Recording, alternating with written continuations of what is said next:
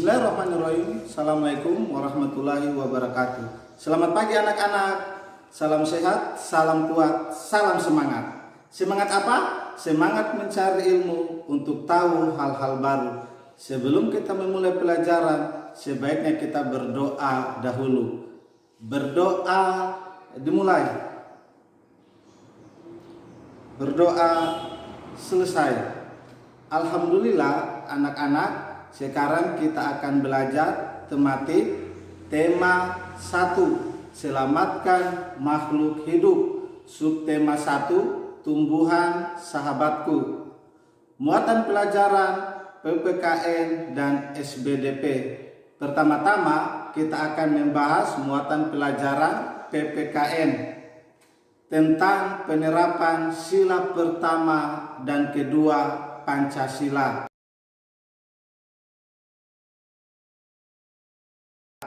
Di hari libur, Lani dan teman-temannya merencanakan untuk berkumpul di rumah Edo. Mereka berencana membuat minuman dari jahe. Ya, mereka akan mengolah jahe menjadi minuman sehat dan segar. Namun, alangkah kagetnya Lani, Udin, Siti, Dayu, dan Beni, Edo ternyata sedang sakit. Ia batuk, demam, Edo terbaring di tempat tidur. Mereka akhirnya bersepakat membuatkan wedang jahe untuk Edo. Di belakang rumah Edo banyak tanaman jahe. Edo sangat senang. Persahabatan mereka sangat indah. Mereka memiliki latar belakang yang berbeda. Namun, semangat tolong-menolong di antara mereka sangat tinggi. Menurut kalian, bagaimanakah sikap teman-teman Edo terhadap Edo? Anak-anak, sikap yang ditunjukkan oleh teman-teman Edo adalah sikap yang sesuai dengan nilai-nilai yang ada dalam Pancasila. Masih ingatkah kamu apa saja bunyi sila pertama pada Pancasila? Mari kita ucapkan bersama-sama. Pancasila. 1. Ketuhanan yang Maha Esa dilambangkan dengan bintang.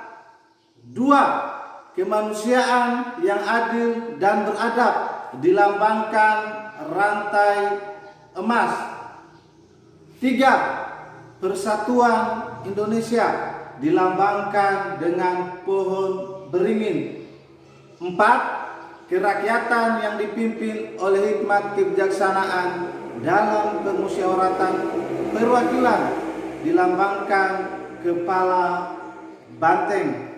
5. Keadilan sosial bagi seluruh rakyat Indonesia dilambangkan dengan padi dan kapas.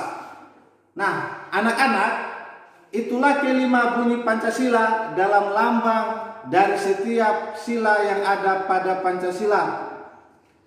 Tahukah kalian nilai-nilai apa saja yang terkandung dalam sila Pancasila? Nah, kita akan membahas nilai-nilai yang terkandung dalam sila ke-1 dan sila kedua. Nilai yang terkandung dalam sila ketuhanan yang Maha Esa diantaranya adalah yang pertama, takwa terhadap Tuhan yang Maha Esa. Artinya, kita harus selalu menjalankan perintah Tuhan dan menjauhi segala apa yang dilarangnya. Kedua, toleransi dan penghormatan kepada agama atau kepercayaan lain.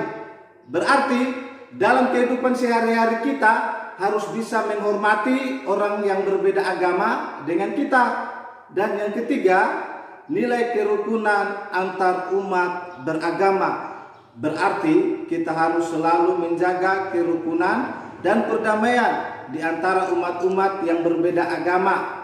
Tidak boleh kita saling menghina dan harus saling menghormatinya.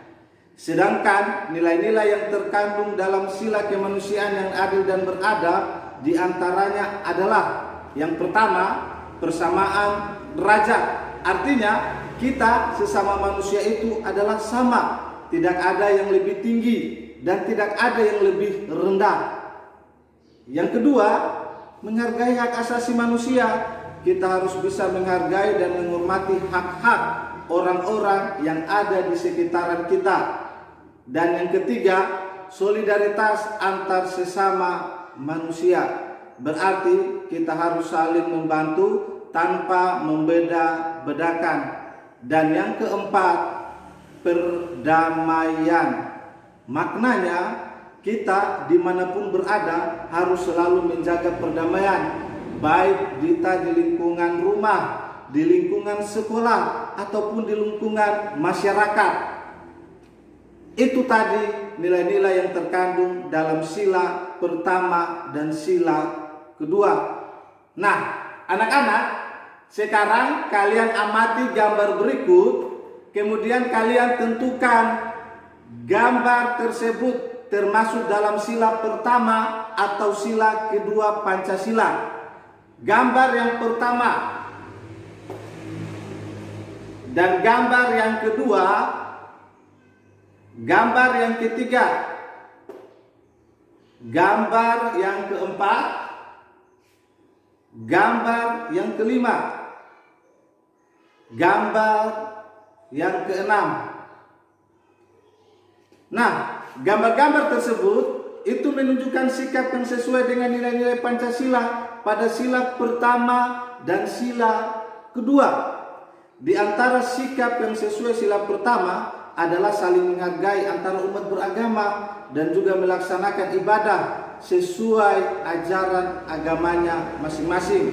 Sedangkan sikap yang menunjukkan nilai pada sila kedua yaitu belajar bersama teman, menolong teman yang jatuh, hormat kepada orang tua. Kalian bisa mencari contoh sikap yang lain dengan mendiskusikannya bersama orang tua kalian. Apa saja sikap-sikap yang menunjukkan nilai-nilai sila Pancasila yang ada di lingkungan keluarga, di lingkungan sekolah, dan di lingkungan masyarakat. Nah, anak-anak, merawat tanaman merupakan perwujudan rasa syukur kita kepada Tuhan yang Maha Esa telah memberikan tanaman sebagai sumber kehidupan dan sahabat bagi manusia. Manfaat tanaman tidak hanya pada buah dan bunganya saja. Bagian tanaman lain yang dapat dimanfaatkan oleh penduduk Indonesia adalah kayu. Banyak produk seni yang terbuat dari kayu. Salah satunya adalah patung. Selain kayu, patung juga bisa dibuat dari batu atau dari tanah liat. Patung Nusantara umumnya terbuat dari tanah liat. Patung tersebut sangat diminati oleh wisatawan, baik wisatawan lokal maupun wisatawan mancanegara. Sekarang, simak bacaan berikut ini. Proses pembuatan patung Nusantara dari tanah liat. Pembuatan patung tanah liat dapat dilakukan dengan teknik bisa cetak, tekan maupun ukir. Untuk teknik cetak, tekan dan ukir sebaiknya menggunakan tanah liat plastis. Jangan menggunakan tanah liat yang terlalu lembek karena akan menyulitkan memperoleh bentuk yang tepat, rapi dan jelas. Tanah liat yang terlalu lembek akan lengket pada cetakan gips sehingga sulit diangkat dari cetakan dan sulit untuk kita ukir. Nah, kalian bisa membuat kreasi patung Nusantara kalian sendiri menggunakan tanah liat yang ada di sekitar tempat tinggalmu. Tapi jika di sekitaranmu tidak ada tanah liat, kalian bisa menggunakan lilin atau platisin. Kalian bisa membuat sendiri adonan platisin dari bahan dasar tepung. Penasaran? Kalau begitu, mari kita coba membuat adonan platisin dari tepung. Anak-anak, sudah siap untuk membuat adonan platisin sendiri?